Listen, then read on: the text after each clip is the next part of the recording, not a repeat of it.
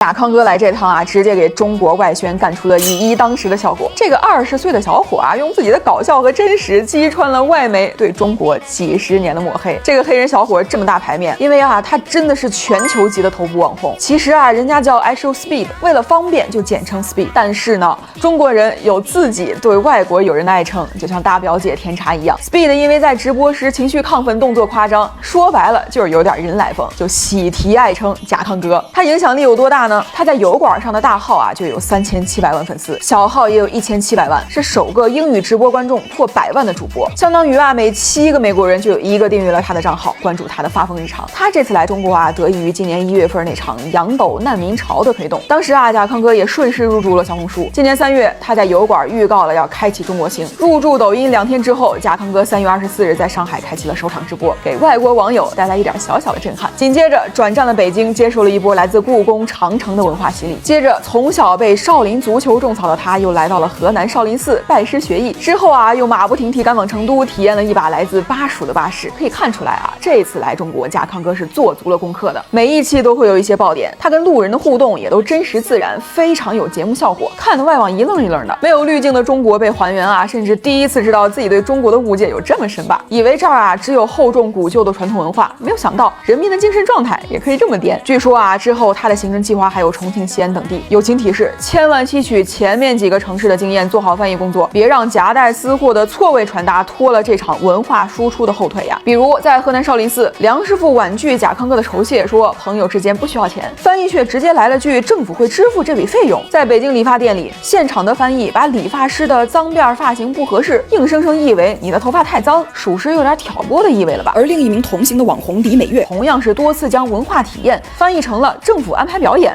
这些翻译中的无心之失，只怕是有心之人的故作文章吧。暗戳戳的问题翻译可以说是直戳外国网友的敏感神经啊！网友也是不闲着，顺藤摸瓜发现，负责贾康哥中国行对接的 MCN 机构疑似由台湾省背景团队运营，而这个机构的过往合作案例被扒出疑似长期以低成本、快变现的模式运作，甚至被曝刻意筛选对大陆不友好的翻译人员。毋庸置疑啊，这次贾康哥的中国行背后一定有平台以及对接 MCN 公司的一力促成，但越是这种好容易请来的野生代言人，越该对其中的翻译环节慎之又慎。之前啊，因为捐赠日本侵华照片罪证而获得国礼词的埃文凯尔来中国时，对接了一家天津的 MCN 公司，结果却在账号管理中出现严重分歧，最终不得不另开账号。不过旧账号也很快就被屏蔽禁搜改名，虽然只是一个小小的插曲啊，但还是不免让人担心，有些人为了钱要把脸丢到国际上去。这些其实都在给出一些警示，那就是在对外交流当中，哪怕只是民间互动，如果涉及人员比较特殊，或者说影响比较深远，就不能只追求轰动效益或者成本控制，找一个良心的 MCN 公司以及合格的翻译，或者说加强对机构资质的审核和翻译内容的监督，才不至于让一些友好的民间互动蒙了尘。